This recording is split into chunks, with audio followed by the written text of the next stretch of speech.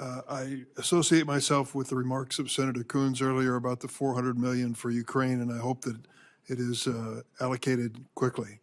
I'd like to ask a similar question about the $200 million in that same appropriation bill that was designated for the Baltic Security Initiative. Has that money been released? If it has not been, it should be. I don't know. Has it been released? Senator, so I believe there was a mistake with how the appropriations bill was written. We're trying to rectify that through a reprogramming action to make sure we have sufficient funds in the DSCA account to execute BSI. It's 5 months after that bill was signed into law. How long will this take? I think it's contingent on the reprogramming action being approved by the committees of jurisdiction of the Department of War. So you're suggesting it has to go back through Congress for the current appropriation? I need to move money between DSCA accounts to execute BSI. That's well, right. I can tell you, I would like to work with you to dispatch that money. It is needed for the Baltics and Poland and needed on a timely basis. Absolutely.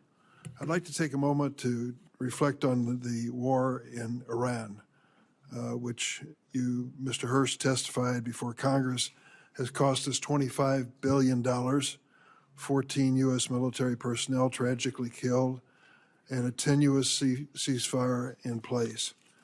As I look at the achievements, Iran to date, led now by an even more extreme supreme leader. The global economy is held hostage to the standoff in the Straits of Hormuz.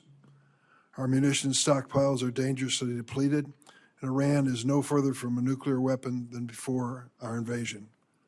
General Kane, the president has claimed on several occasions over the past couple of months that the war is over, that the conflict has been concluded. What were the goals of the U.S. conflict in Iran, and have we achieved them? Well, sir, I'm going to be mindful of my need to maintain trust with a variety of stakeholders in the job that I'm in, which includes you, the American people, the Joint Force, and the President. And to that point, only our political and civilian leaders set the national military objectives. Our military objectives have been clear the whole time around targeting Iran's ballistic missile systems, preventing them from threatening U.S. forces in the region, destroying the Iranian Navy, degrading its capacity and capability, and ensuring that they can't rebuild by focusing on their defense industrial base. I'll defer to the Secretary and the President on other strategic objectives, but that's what we've been focused on, sir. Do you feel that the situation in the Straits of Hormuz indicate a victory on our side? Sir, only political leaders decide victory or defeat, and that I'll leave it to them to opine on that. They are the ones who invoke or stop the use of military force. Well, then let me put it in strictly military terms. Can you explain to the American people who are facing these gasoline and diesel oil prices what is going on in the Straits of Hormuz, where Iran, which was attacked by us, seemingly as the Straits of Hormuz at a standstill, with 1,500 tankers waiting for either permission or peaceful circumstances to navigate? So I think militarily, it's a case where Iran is choosing to hold the world's economy hostage through their use of military power across their southern flank.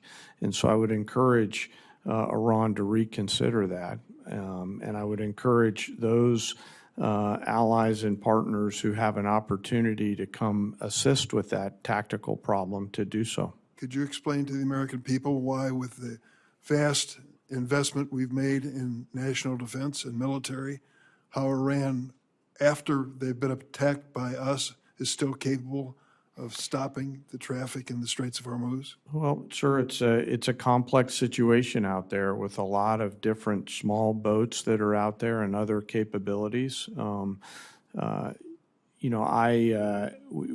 Some of this is on the commercial traffickers.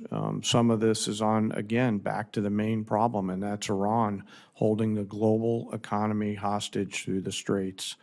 I would encourage them to think wisely about their next moves and to take the opportunity to open the Straits. They have that choice to make. They certainly do.